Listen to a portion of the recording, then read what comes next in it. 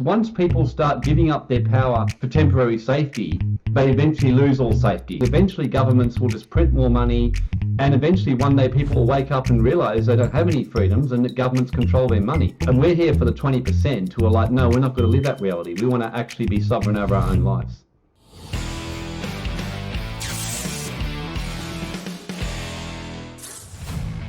Please join us for our next live stream, Sunday, June 5th at 9 p.m. Eastern. We'll go over current events, past guests, and of course, gold and silver news. Once again, our next live stream will be Sunday, June 5th, 9 p.m. Eastern. See you then. Hello again, everyone, and welcome to another edition of Silver Bullion Television, SBTV. I'm your host, Patrick Vieira. Warren Black, founder of the Global Wealth Club, joins us today. Warren specializes in knowing the ins and outs of knowing how to protect your wealth, minimize your taxes, going offshore, and more. He does see a global reset in the future, and we'll ask him about just that and what we can do with the time we do have to all come out ahead. It's time to saddle up and silver up for Warren Black. Warren, welcome to SBTV. How are you doing? Oh, very good, Patrick. How are you? I'm doing great. Thank you for asking. Warren, this is our first time to have the pleasure to speak with you.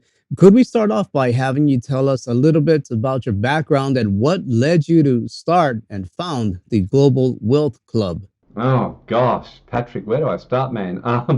It's been a big journey for me. Like I was very much. I grew up in a very conservative kind of upbringing. I ended up working for the government as a tax officer at one stage.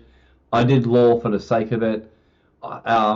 I've always been into the alternative stuff, like anything that's different and unusual. And I remember when I worked for the tax office, even I was an auditor, and I just noticed the tax system. I didn't like the system. I always thought something doesn't feel right about this system. It's like the taxes are high, the whole system of wealth, it's great, but it just seems to have some real problems. And I became a lawyer because of the injustice I could see. And then as I saw things happening and I saw problems coming up as a lawyer and trying to protect clients' assets, I started getting involved in alternative networks, like people who were involved in the offshore world, who were involved in off-the-grid networks, people who are all about, offshore banking. I got really fascinated, and I especially started asking, how is it that the rich really pay minimal tax and do it legally, and how do they protect their wealth? And I went on this kind of journey and went to every event, every seminar. I studied everything I could about foundations. At the tax office, I was fortunate in that I worked heavily in foundations for a while as well. I had a lot of exposure to how the system worked. But once I started getting into the offshore world and into that, I just got interested. And then the more as time went on, with economics being one of my favorite subjects, I thought, I reckon our system's going to collapse. And the more I looked into it, I thought, mate, we're heading for some real problems. Every time I noticed in history that we'd had massive paper debt type of economies like we were having, and what I call insane levels of spending and government overreach, it always ended up problematic. So at first I was more just doing, high net worth tax planning and high net worth asset protection structuring and doing events around the place, teaching people that on a small level and mainly high net worth focused. But then as time went on, I got more and more passionate. About 4 years ago, I started thinking, now we're definitely heading for some civilization collapses in the next little while. I became certain about it. So the Global Wealth Club started because I just offered some webinars to my existing clients to teach them about, how to protect themselves from what I saw as a coming financial reset, world economic collapse, and just government overreach and taking people's assets. And then it just grew from there. And then before we knew it, as the COVID lockdowns happened, we started doing more webinars as a free service to help our community and help people who are terrified of what, the lockdowns meant for their lives and their businesses and their freedoms. And it just kept growing from there. And last year especially, we did a series of free webinars on governments and understanding your rights and understanding the laws and understanding how to protect your wealth. It just went from there. So yeah, the vision was really with the Global Wealth Club was to give everyone, Australia, worldwide, an opportunity to get access to, number one, to the knowledge and the resources to protect their wealth from government overreach, minimize their tax legally, and also just to take advantage of what I see as some of the greatest opportunities for investment and growing your wealth that you'll ever see. Like when civilization collapses happen, wealth transfers. And I think there's so much opportunity right now. And so the Global Wealth Club's about, number one, making sure first and foremost people are safe with their wealth. and they're protected. And they're protected from government overreach, know how to stand strong and be sovereign. Sovereign meaning governing yourself, making your own decisions, not having governments or other people making them for you.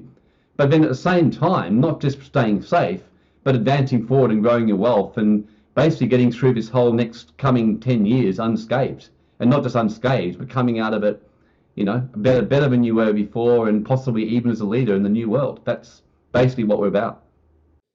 Yeah, quite a few great points there. One thing kind of stood out where I think people really have kind of forgotten what it is to be sovereign and do things on their own, and we just sort of started depending on governments.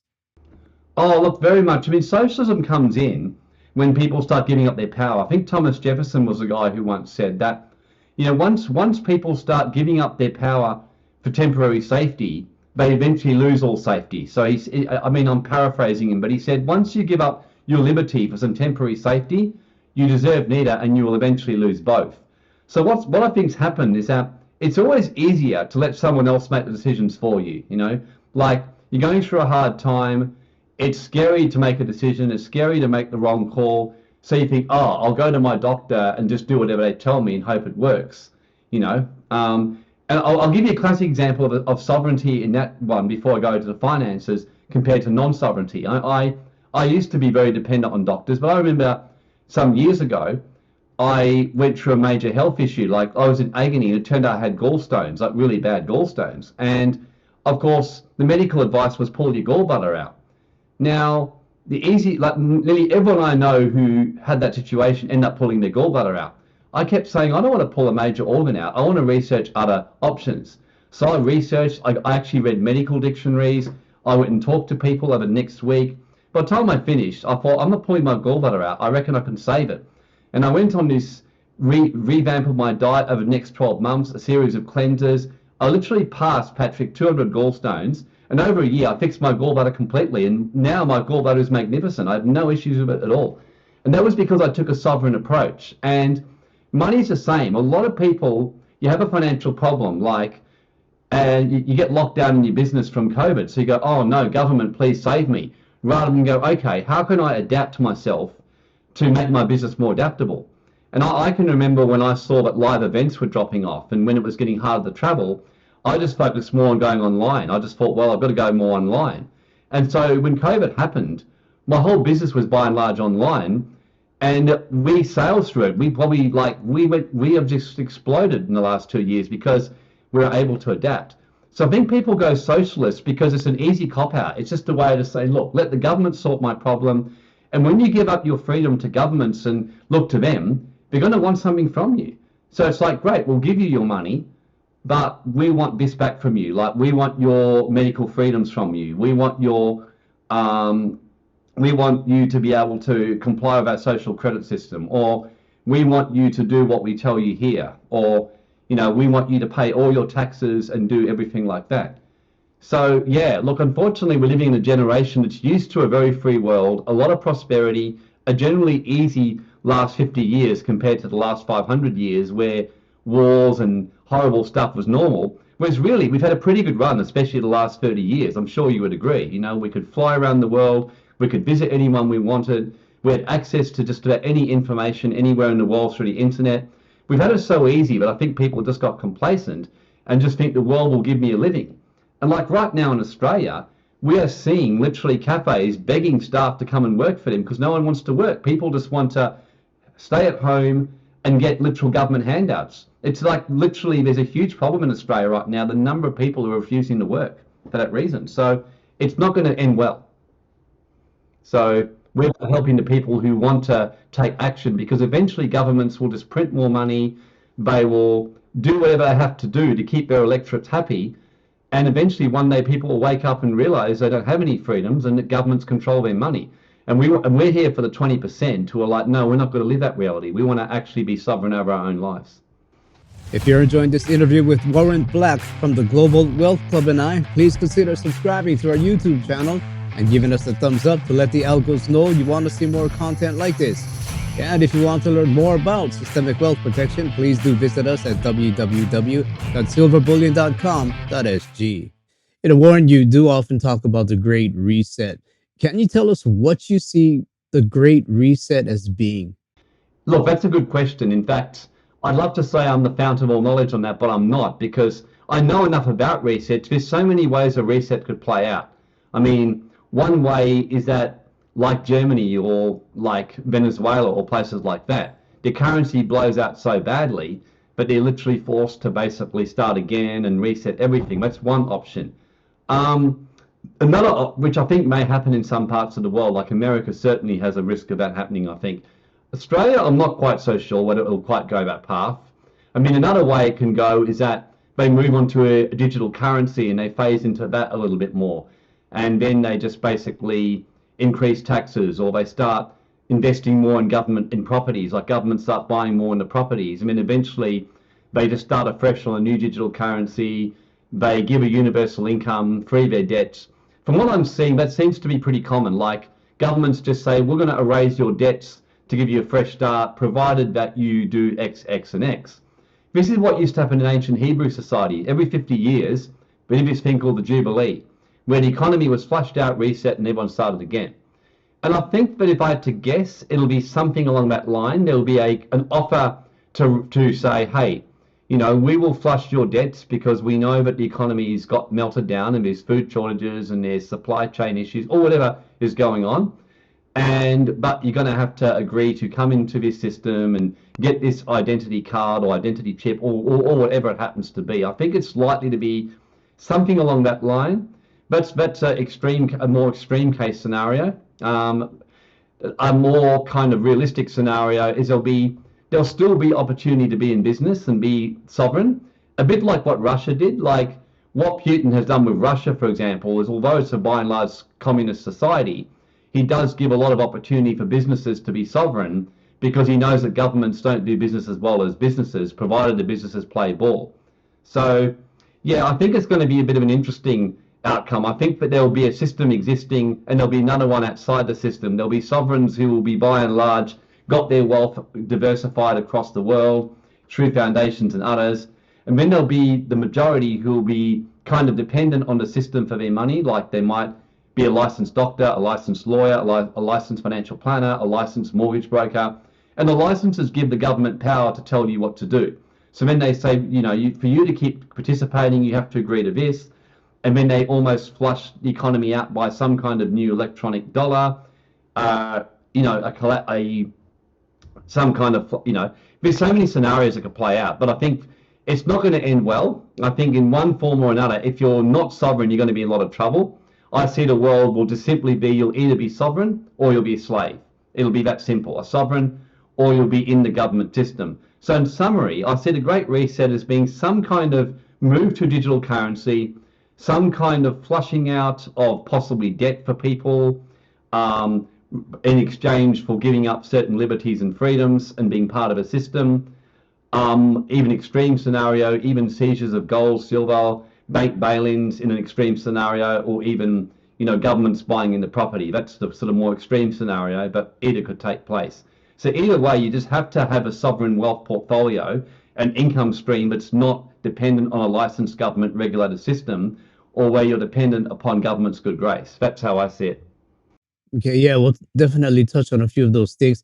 It's interesting how you said the government will have to come in and save a lot of people on their debt in exchange for perhaps freedoms or things like that, because we're seeing the housing market, it's incredibly high, probably even historic highs. And if the economy should go down, you're going to see a lot of people underwater with their homes. Yeah, absolutely. And along with the Great Reset, and you kind of touched on this as well, other things that the powers that be have in store for us are things like the little known e-cash bill being introduced in the US Congress by the Democrats.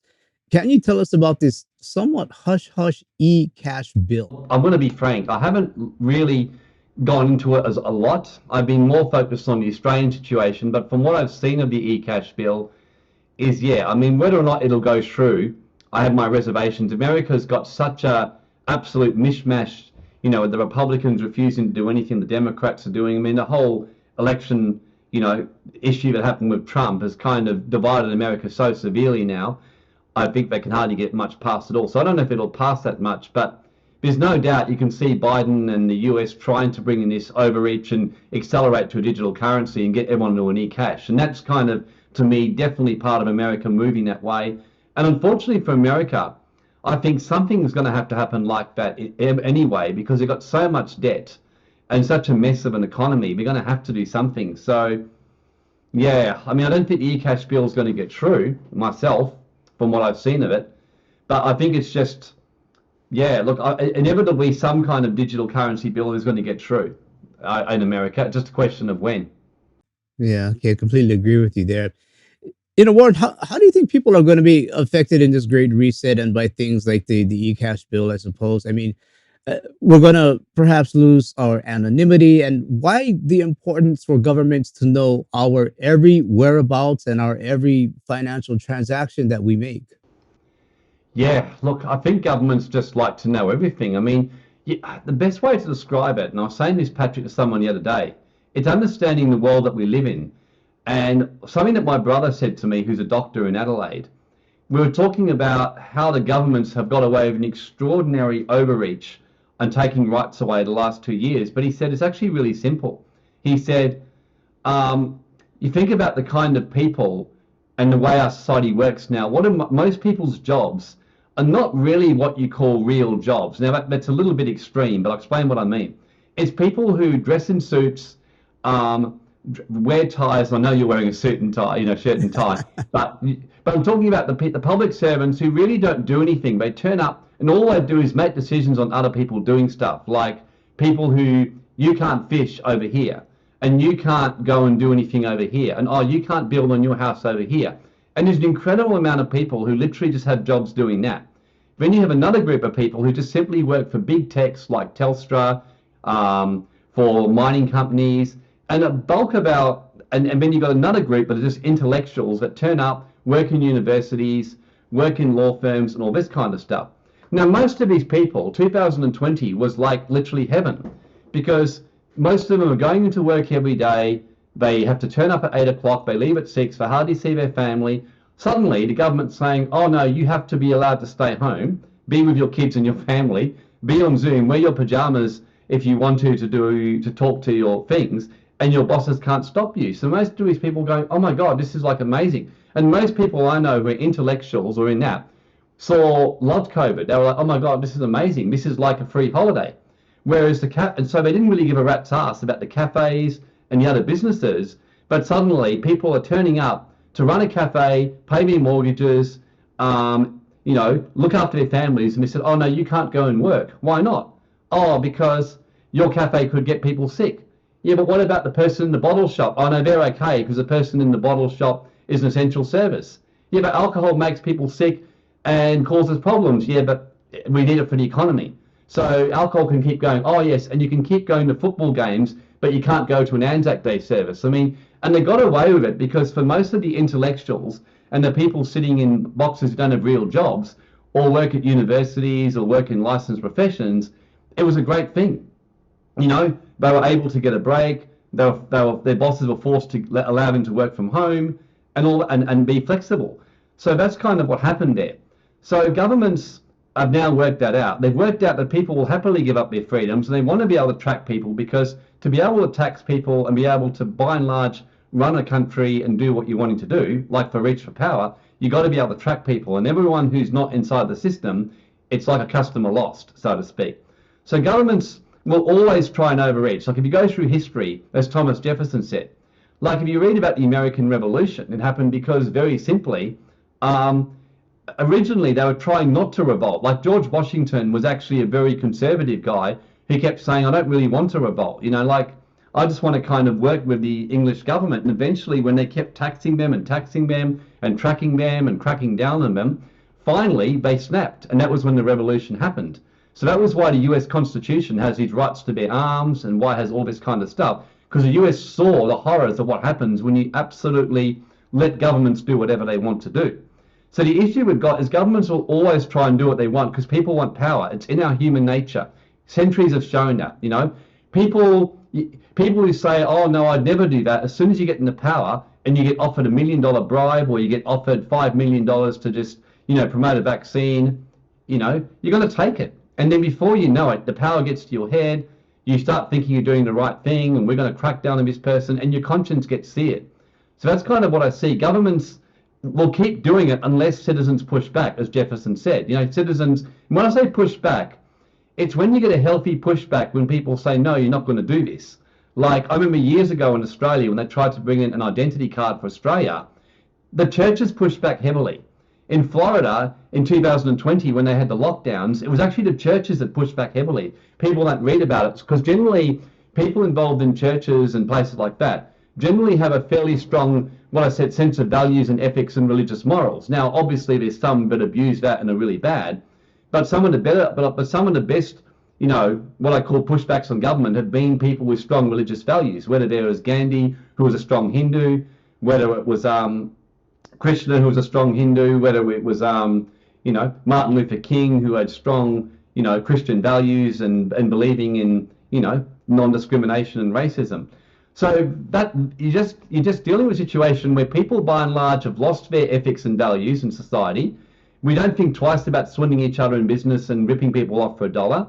We will happily, as Australia showed, in the middle of a pandemic when cafes are suffering, try and get maximum rent out of them still. You know, we're living in a society like that.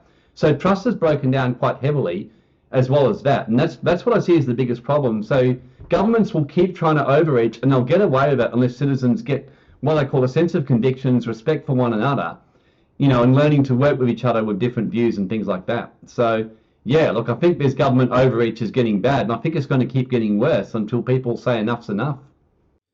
Yeah, I completely agree there. They seem to be overreaching with either conveniences or currencies, giving out all the free stuff. But Yeah. Warren, before this great reset, what things do you think we should notice starting to happen with currencies leading up to this great reset, or are we already there? Look, I think that by and large, it's pretty far gone. I mean, I don't see how America could ever get itself out of this. I mean, because, I mean, never going to pay that debt back. And so either the bankers are going to turn up and say, hey guys, we're just going to release your debt and get on with life, which I don't think is going to happen, or they're going to turn up and say, look, we'll release your debt, but we want control over your currency, we want control over your sovereignty. Exactly like if I defaulted on my mortgage tomorrow, you know, my bank would turn up and just take my house, and if my company default on its debts, my company would be put in receivership. So America will inevitably go into receivership, and then they will be at the mercy of the banks, who will say, well, you know, we will agree to it, but you must bring in a digital currency and you must do this.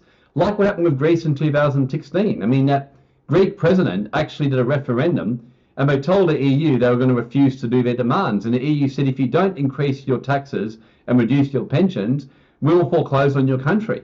So they literally were extorted into going and forcing money out of their citizens for that reason.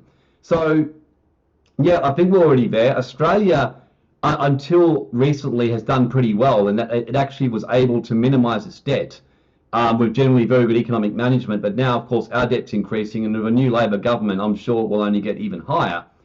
And yeah, so I think it's a bit far gone. I think that it may take a while to play out fully, but we're already gone. I mean, we've already got debts we can't pay back. It's just a question of when the banks decide to foreclose and call in the loans. It's that simple. And I do think that what the banks will be doing for now, and I've been predicting it, and we're seeing signs, is that the banks will be saying, we want you to collect as much taxes from your citizens as you can, because that's what banks do. Like, we want the mortgage paid, go and collect money from your customers. So governments are doing more compliance crackdowns over here in Australia. They're cracking down on accountants and family trusts. They're cracking down on cryptocurrencies. And I expect more of that. I expect governments to just eventually blatantly just steal money. They'll just turn up, steal money, and grab it off people, and then eventually they'll just turn up and offer it. And most people will like it, because most people have been left behind in Australia and America. You know, many people can't even buy a home anymore. Like when I was like 30 years ago, I had a very low income working as a public servant, and I could easily buy a house. I mean, whereas now I could be on a 150 grand salary in Australia, and I probably couldn't buy a house. You know, it's just it's unaffordable. And when people can't buy homes anymore, when people can't get ahead and don't see a future to get ahead and lose hope, you've got a real problem. And so if a government turns up and says, hey, we're going to reset the economy, give you all a fresh start, we're going to take all the money off the rich, we're going to tax all of them and take all their properties off them, I reckon 60% of the population would go, yes, about time, you know. I think we're already too far gone. And I think right now is the time to be taking major corrective action because there's still time, but there won't be time soon. Warren, you think things like uh, private wealth, individual private wealth, pension funds, 401ks in Australia, the superannuation funds, and other monetary assets, how are these things going to be affected also during the Great Reset? Or these are some of the things that governments may come after with overreach? Well, Robert Kiyosaki predicted that pension funds will be one of the first things targeted. And I mean, Cyprus did that with 20%. I think governments would find it very hard not to say, not to target a big money. Like hypothetically, I could easily see like the Australian Prime Minister or US go out and say, look, we're all in this together, like we did with COVID. We're all in this together. We've all got to take a hit for the team. We've all got to kind of take a bit of a sacrifice. We're going to kind of take a certain amount from super funds, or we're going to, tax a certain amount of super. We're going to take this money. They'll certainly hit pension funds. Anyone who's got over a certain amount will just take X% of it. Anyone who's got this will just do this. I could see them doing, I could honestly see them doing something like that. Or if anyone's got gold and silver, you're going to have to declare it, or, cryptos. How extreme it could get, it's almost hard to fathom, but I think it could get pretty bad. I think they could literally just openly say, we're going to take anyone's money over and above this, or we'll take this money unless you go and do this, this, and this, and unless you're compliant with the system, or like they did in Canada with the protesters. If you basically are protesting against government, or if you're doing this, we'll just take your money off you because you're a terrorist. I think there's a lot of scenarios that could play out, and none of them are particularly good.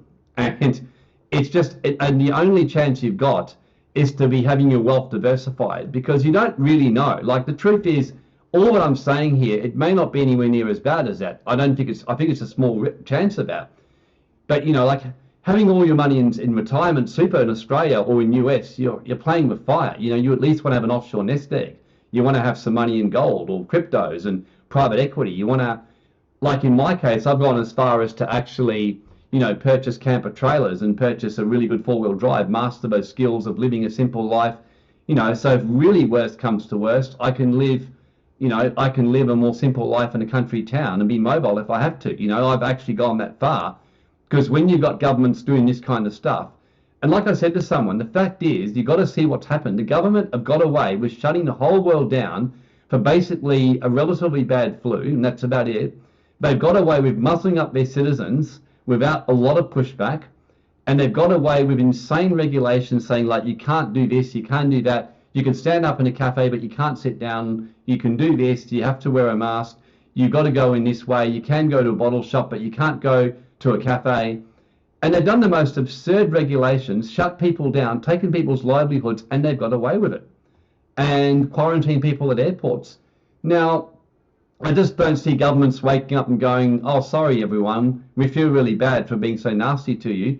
Please forgive us. We'll go back to normal tomorrow. I think they'll be going, oh, my God, hey, what are we going to do next? And now we're talking about a chimpanzee pox or whatever it is, and then goodness knows what's planned next. So, yeah, I cannot emphasize strongly enough, it's a time to be taking radical action. Do the hard things. I'm not naturally very good with practical stuff. Like, I can't even change a tire yet, but I'm doing a course to learn to change tires. I'm learning how to be better at four-wheel driving. I'm doing courses in that. You may not be good at finances, but yeah, you want to be learning to get sovereign incomes and sovereign stuff like that, because yeah, I think governments will target pension funds. I think they'll target anywhere they can get their hands on. Anywhere. I mean, at some stage, the banks will want their debts repaid. Yeah, I completely agree. I do think we are going to see that it's your patriotic duty to take one for the team type of a scenario play out. Warren, how likely do you think these government seizures will happen again, and in particular with things like gold? God, gold is a hard one. I mean, look, I think anything's possible. Look, I think with gold, there's definitely a risk that they could seize gold. I think it depends on the country. US have proven they can certainly do it. Australia have certainly proven that they will do it without any hesitation and that kind of stuff, that they will just seize stuff for no good reason. So yeah, look, I think there's a very real risk of it. what I'm telling clients is that you really want to make sure that ideally you got some gold in Australia, so you got some physical, but you want some offshore as well, and that's why we teamed up with Silver Bullion because we knew Virgil, we'd met him, we liked the company, yeah, so that's why we teamed up with Silver Bullion to give people that diversified option, basically. Yeah, the jurisdiction of Singapore. Singapore is most likely one of those countries that is not looking to confiscate anything of from anyone for that matter. Exactly. So right. Warren, what else or what other things do you think people can do to protect their wealth or diversify their wealth? Because a lot of times we think of diversifying, where we put, where we invest in, but a lot of times it's also location as a means of diversification as well. Yeah. Look, it's a bit like buying a car. I mean, it's like there's so many options. Like, when I was buying my four-wheel drive, I mean, I had like so many options, Land Cruisers, Toyotas, Pradas, Nissan Hiluxes, you know, there are all kinds of different ones. And it comes down to preferences, what you're looking at doing. There's a lot of good countries where you can go. I like Singapore and I like Hong Kong, even though I don't like Hong Kong because of China. I still do like Hong Kong. I think that whatever goes on in China, they do value their commercial and their money. Um, I think Singapore is very, very good as well, like exceptional. I mean, I remember when I flew to Singapore years ago and was involved in opening bank accounts and doing business there. I was so impressed. I was like, such an impressive country. So, look, the more you can diversify, the better. And I'm telling people, your ideal scenario is that you're going to have like three passports, three citizenships, something like that. You're going to be having some money in Singapore. You may have something in St. Kitts or Nevis or Panama or Seychelles or something like that. You may even have some stuff in the US. I mean, the more you diversified, it means that, even if your own country goes completely AWOL, if you've got some money in Singapore, you've got a nest egg. If Singapore unexpectedly goes AWOL, but Australia surprisingly doesn't go weird, well, at least you got some there. So the more you diversify, you're covering risks. And a very, very good trader once told me this. He said, you'd never know for sure what's exactly going to happen. He goes, you can guess and get a pretty good idea, but he said it's important to always hedge your trades. And this guy has been making millions for years.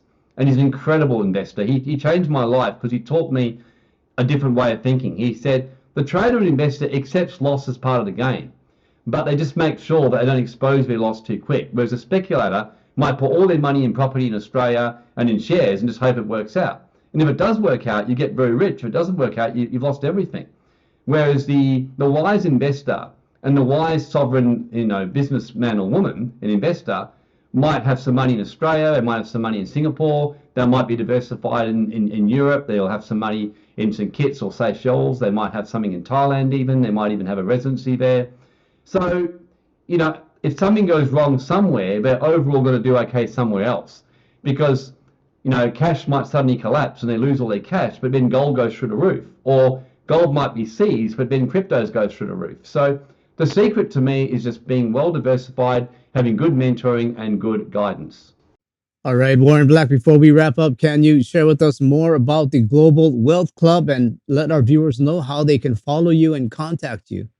Yeah, sure. Look, Global Wealth Club, if you go to our website, which is www.globalwealthclub.com, you'll see there's a lot of free videos in there. For example, like we've also got a YouTube channel, and we do lots and lots of free podcasts because the reason why is, as I see it, a bit like Google and Facebook. They've got big businesses because they give a lot away for free and help the world. So the number one thing is the majority of people who come to Global Wealth Club never pay us anything. They just come along, they watch our podcast, tell our friends about it, and we just we teach every Tuesday. Often on Wednesdays we do them we do free ones. We do other free from time to time. We occasionally do paid events, but we deliberately keep our costs very low. Like around the $100, $150 mark for an online event to really make sure anyone can come. So yeah, look, the best way to do is you go there. There's a lot of free videos you can watch, like on foundations, on structures, on asset protection, on cryptocurrencies, on creating a sovereign income, on protecting against the Great Reset. We've got a heap of free stuff on both our website and on our YouTube channel. And if you go and you just, complete the form and join our mailing list, you'll be kept informed of our webinars and updates. And we also do a free consult. So you'll also see that if you watch the stuff and think, I'd love to talk to someone more about how to structure myself and grow my wealth, then yeah, you can just simply go to the global, then you just complete the form and one of our team will have a no obligation chat with you. So yeah, look, best thing to do is go to the website, watch the free videos and join our YouTube channel. All right, globalwealthclub.com. Warren Black, we appreciate the time you've given us. I had an interesting chat with you. I mean, I think you're spot on in quite a number of these things, if not all of them. And I hope we can do this again soon. Oh, I'd love to, Patrick. Yeah, look, thank you for your time and interviewing me. I appreciate it. That was Warren Black sharing his views on the coming global reset and what we can do. For more info on Warren, please visit his website, globalwealthclub.com. If you like this video, please give it a thumbs up, subscribe, and share to let the algos know you want to see more of our content. Audio versions of this interview can be found on iTunes and Spotify.